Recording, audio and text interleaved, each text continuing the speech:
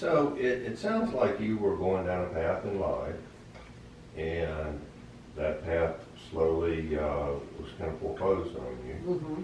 So did you make a conscious decision at any one point? Was there any, you call it an aha moment, where you deliberately surrendered your other values to adopt another one? Or did you just find yourself with all the options foreclosed, and this was the attractive path? This was the only path to money? Well, it certainly was the only path. The only path. I mean, you know, you could take suicide. I mean, that would have been a path. Dad looked at that. And certainly Dad looked at that. There is not a man or a woman who is sent to prison or who is facing prison who certainly doesn't consider suicide. That's a given. That's an absolute given. But yes, I mean, it was the amount of study that Stephen was doing and the conversations, and what I had been doing. I was running. I just, you know, Stephen would say when I would go out for a long run, honey, just keep turning right. Just make sure you keep turning right so that you come back home. Okay? You know, because, you know, lots of women would have cut and run. I mean, there's no question about that. But we genuinely loved each other and genuinely liked each other. But I'm telling you that facing 8 years in prison, it's a heavy burden. It is an absolute heavy burden. So I was running, and I found that here I had not made any commitment to God, but I was having these running, no pun intended, conversations with God, and it was kind of like, I wasn't a great runner at that point. I hadn't run in the I ultimately ran in the Peachtree and did those kind of things, but I was just kind of starting out the running. So I'd go from telephone pole to telephone pole, and I'd say, Lord, if I can get to, you know, if you're really real and you're really there, you know, one of those cocky, if you really are God, will you help me get from here to there? And sure enough, I got from here to there. And then I would get from there to there. And so it was this ongoing conversation, but I would never have admitted it to Stephen. I was much too prideful to say to him, this is what's going on, and I'm having these kind of conversations too. And I'm realizing that God might be important in our lives. So, But I would say Yes. that you'll have to read the book, and it's a decent amount Well, to have. yeah. However, Dad had gone out of town, and he was going to see a client in a sporting goods store. And they sold guns, so he was going to go there, and he was going to kill himself in Lexington. in Lexington. Right. So Mom was by herself and completely and utterly turned off by Christianity. And the store was closed. Dad couldn't get a gun. And so he's in the hotel and getting Bibles there. Now, of course, he's been doing nothing but studying and studying. At the same time, Mom's having a very, and you can tell the story, but they had dramatic experiences in 2 different cities within 5 minutes of each other. And Dad came home thinking he was going to lose his wife and got divorced because he became a Christian. They became Christians the same day and the same hour within 5 minutes of each other. And you know, you say, well, I don't see the dead rising from the grave. That's pretty much a miracle. Oh, yes, So- it was very definitely a miracle. Yes, I was So at there 2 wasn't. o'clock. So to your answer, was there only one avenue that was attractive? Mhm. Hell no. Excuse my language. You would have chosen anything over that.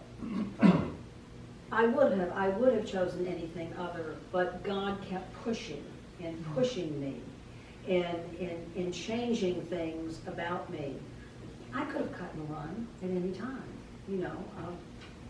My mother and sister probably would have said, hallelujah, that'd be terrific. So yes, I certainly could have, but it was the pressure was closing in. God uses whatever he needs to bring people into that place. Mhm. So it's 2 o'clock in the morning and I am just sweating profusely, and I get up to take a shower. That's the only thing I knew to do was get up and take a shower.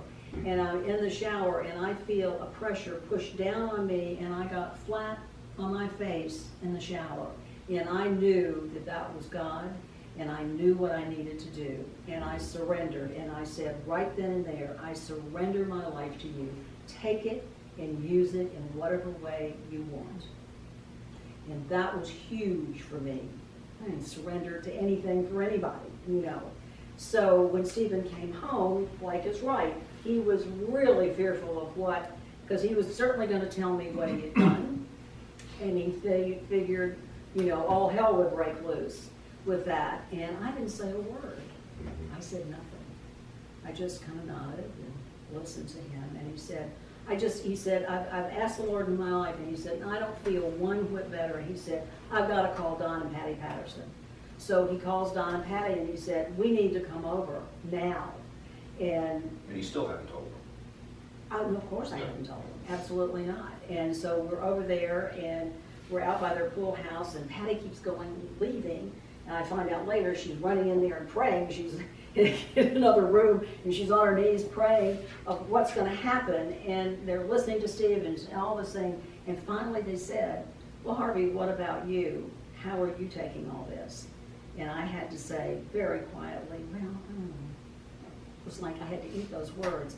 I asked Jesus into my heart about 2 o'clock this morning.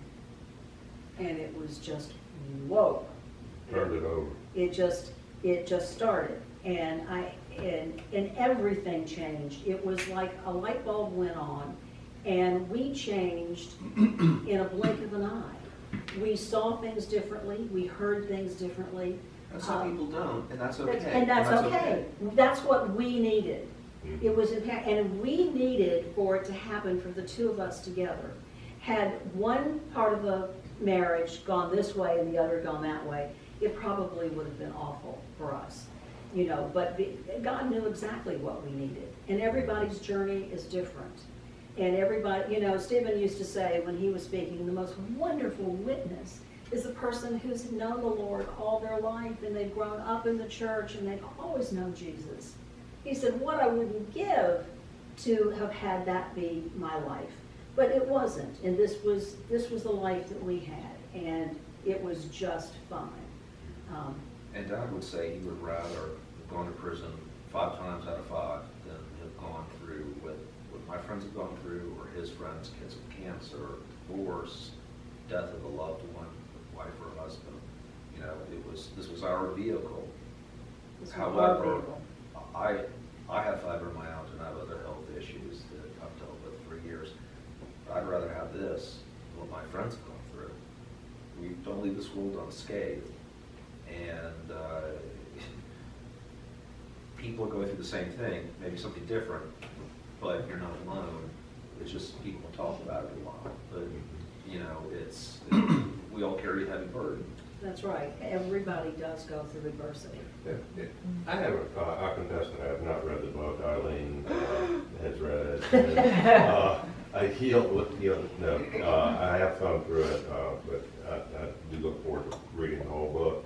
You touched on so much that, you know, the consequences of what you suffered or encountered as a result of all this.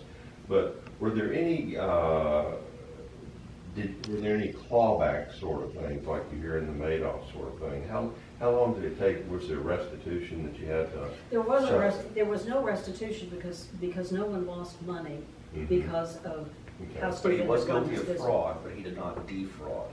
Mm-hmm. Right, he was guilty of fraud because he accepted checks over state lines. So you have, that's mail fraud. Mm-hmm. Mainly because an investor in South Carolina sends you a check, and you cash that check, and then that private placement offering had problems, and then... And this happens all the time. It's just that nothing goes wrong later. But so many of the people, whether they're putting together companies or the rating companies, and you know, the government really went through it. Yeah. People cut corners here and there, but no one got cheated.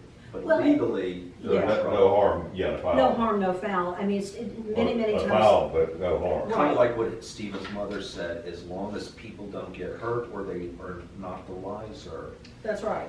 that was That's right. that was the situational ethics that he learned. That's right. Stephen spoke, in the book, he was with Prison Fellowship for about a year and a half, and he spoke.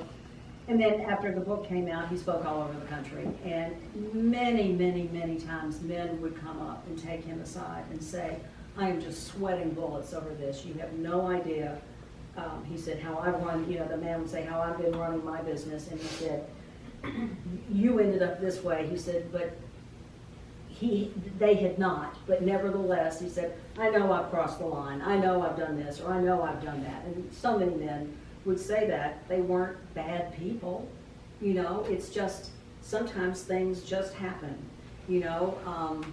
I remember working in an insurance agency years and years when we were very first married. I remember the broker at the insurance agency, they didn't have a signature, but they put it up, someone's signature, and they put it up on a glass and sign it. Well, that's crossing the line, but nobody got caught, nobody got hurt, but that's things can happen. And so I can't pass judgment on anybody else. Stephen would be very hard on himself. He was always his worst, his toughest Well, he said critic. he earned his way there. Exactly. He Right. wasn't one of the guys who said, oh, not me. I was totally Right. innocent. Right. So Blake, did you ever have an aha moment, or is this just something you always knew? Grew up with? Well, I saw that there truly was a radical, I mean, I was young, but I saw there was a tremendous difference in my parents' life and I wanted what they had. Granted, then, I got into middle school and high school and wanted to drink and smoke, and boy, did I get grounded. But later, I mean, Well, then you went to YWAM. right, but I had an aha moment, probably the end of my junior in high school. I think there was a lot of LSD involved too. I'm serious. But I didn't do other drugs. That was it. But it changed my paradigm, and I realized when I went to college and I was going to go to UGA or one of these areas, yeah, I'd like to go to church, and I'd like what my parents have with a relationship with God, but I'm going to be in a fraternity, and I got studied, and I have a girlfriend, and I'll be hungover on weekends, and maybe I'll go to church, maybe I won't. And I realized if I didn't do something before I went to college and really realize what I believed and why I believed it, that there was probably no hope for me, spiritually. And so YWAM is Youth of the Mission. They're non-denominational. I grew up Episcopalian, not Greek Orthodox, but they're non-denominational. And so I looked at the Discipleship Training School, DTS. You learn what you believe and why you believe it. Typically, you have your parents' faith when you're young. Politics, whatever it is, it's whatever your family thinks for the most part. And I worked on my relationship, and that radically changed how I saw things. But yes, that was my aha, was really in the high school. And my life has definitely been different. Now, it's been very hard with my health, because you're going to ask these why questions and why me, and I guess in one sense, why not? But that was my aha moment later in life. So I had to go through my own trials and tribulations. If I had been a teenager when this happened, I would have processed it radically differently. And I have friends in college where their parents went to prison when they were in high school, and it was, I think it was much more devastating for them because their total world paradigm shifted. Mine wasn't even developed yet. So, but I could see a radical You change. shifted with us, yes. Yes, but I saw something, and I saw that you two were so different. I wanted what you guys had. There was a peace. I don't know what it was, but it was more of a peace that whatever was going on, I knew Dad had made mistakes, and adults make mistakes, and the punishment is different. But if I had been older, I don't know how I would have taken it, but our family talks about everything ad nauseam. So I think I probably would have ended up like I am now in this situation. But yeah, that was my aha moment. And every once in a while I still have those aha moments.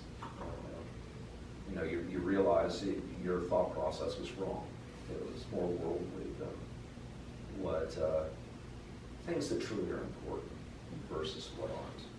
Kind of like Kardashian values versus Eternal value system Yes. versus temporal value system. nothing against Kardashians. Right. Oh, that's Kardashian. You said that. Thank y'all. Thank you so That was very much. nice.